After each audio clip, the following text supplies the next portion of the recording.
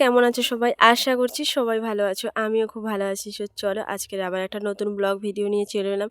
আর আজকের কিন্তু আমি প্রচণ্ড ব্যস্ত। আজকে সকাল থেকে প্রচণ্ড কাজের চাপ রয়েছে। কেননা ঘরে মিস্ত্রি লেগেছে, তাকে দেখতে হচ্ছে। তারপরে আবার ঘরে রান্নাবান্না করতে হচ্ছে। অনেক কিছু আছে ভিডিওর মধ্যে। তোমরা লাস্ট অবধি দেখতে থাকো, তাহলেই বুঝতে পারবে।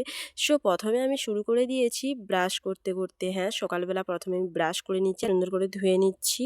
আর ব্রাশ করার পরে আজকের কিন্তু গন্ডগোল হয়েছে, জানো তো। আজকের আমি থালা বাসন আগে নামে যে আগে ব্রাশ করে নিয়েছি গল্প করতে করতে। আসলে আমি রাস্তা দিকে একটু ঘুরতে গেছিলাম ব্রাশ নিয়ে, তো সেখানে আমি ব্রাশ করেছি, ডাইরেক্ট মুখ ধুয়ে নিয়েছি। আর থালা বাসন মাজতে মানে মনে নেই, ওটা আমি পরে মাজছি। আমার ব্রাশ করা কমপ্লিট হয়ে গেছে, মুখ ধোয়া কমপ্লিট হয়ে গেছে। এবার আমি বসে পড়েছি থালা বাসন মাজতে। হ্যাঁ, এটা কিন্তু আগে করার কথা ছিল, তারপরে ব্রাশ করার কথা ছিল, কিন্তু ওই বললাম গল্পের তালে তালে আমি ব্রাশ আগে করে নিয়েছি, বাসন মাজতে একটুও মনে ছিল না। ওই জন্য মনে পড়তে আবার আমি এই যে বাসন মাজতে বসে পড়েছি। আর এটা ছিল কালকের বাসি বাসন। কালকের রাত্রে যা কিছু খেয়েছিলাম তার বাসনগুলো এই যে সকালবেলা ধুচ্ছি আমি। ওদিকে কতটা রোদ উঠে গেছে দেখেছো, সূর্যি মামা পুরো আমার মাথার উপর উঠে গেছে। আর আমি এমন মানুষ, আমার মনেই ছিল না বাসন মাজার কথা।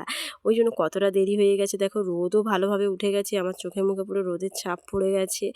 আর কি অসহ্য লাগছিল, পুরো রোদটাই যেন মুখের কাছে এসে লাগছিল। তারপরেও কি করলাম, বাসনটা মাজতে হবে তো না। তারপরে আমি বাসনগুলো আস্তে আস্তে একটা একটা করে মেজে নিয়েছি। আর এই যে একটা হাঁড়ি ছিল না, শুধু কড়া ছিল। হাঁড়িটা আমি পরে পান্তা খাওয়ার পরে মাজি, কিন্তু বাসি কড়াটা আমি আগে মেজে নিই। তো ওই জন্য থালা কড়া এইগুলোই ছিল আজকে। কিন্তু অনেক বাসন ছিল, খুব কমও ছিল না খুব বেশিও ছিল না, মোটামুটি ভালোই বাসন ছিল আজকে।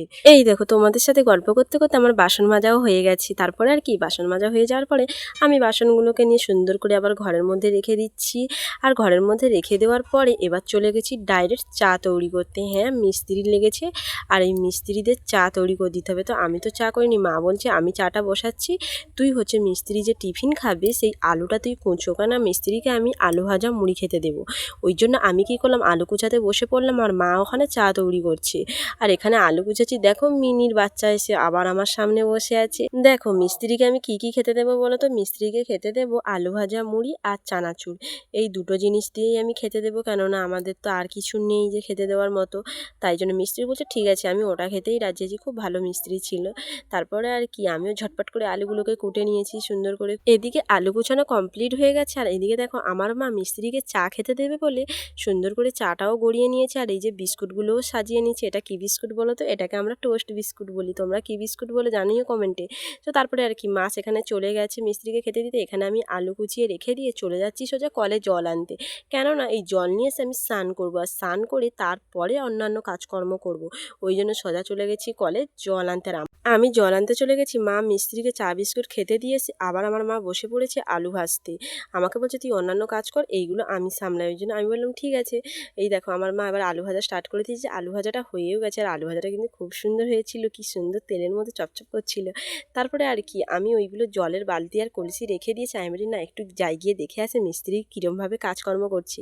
এই বলে আমি চলে এসেছি যেখানটায় মশলা মাখাই, সেইখানটায় এসে আমি দাঁড়িয়ে পড়েছি। দাঁড়িয়ে পড়ে আমি দেখছি সমস্ত কিছু। তারপরে আমি বলছি না, আমি একটু ট্রাই করে দেখিতাম যে ওরা কীভাবে মশলা মাখায়। এই বলে আমি নিজেই কি করেছি, কোদালটা নিয়ে মশলা মাখাতে লেগে গেছি।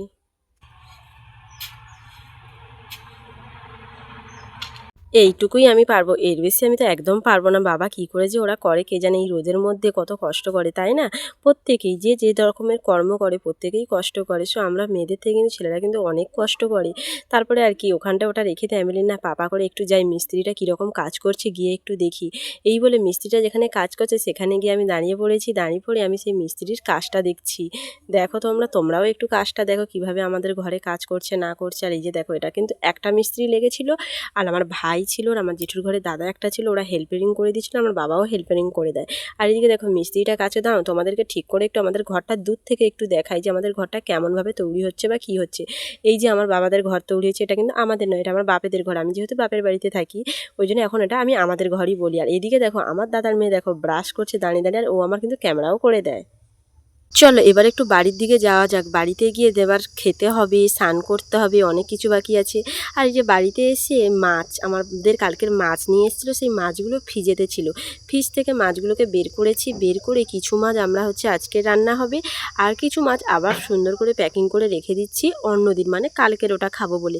আর এই যে কৌটোর মধ্যে যে মাছটা দেখতে পাচ্ছ, কৌটোর মধ্যে মাছটা কিন্তু আজকেরই রান্না হবে। এই যে মাছগুলো, এখানে কত রকমের মাছ আছে, আমি অনেক রকমের মাছের নামও জানি না। কিছু কিছু মাছ আছে, ভোলা মাছ আছে, তারপরে রুলি মাছ আছে, তারপরে হচ্ছে পাতা মাছ আছে, অনেক রকমেরই মাছ আছে এখানটায়, তোমরা দেখো। আর এই দেখো, যখনই আমি ভয়েস দিচ্ছি তখনই দেখো আমার বান্ধবী কল করতে লেগে গেছে। তোমরা নিশ্চয়ই রিংটোনটা শুনতে পেয়েছো।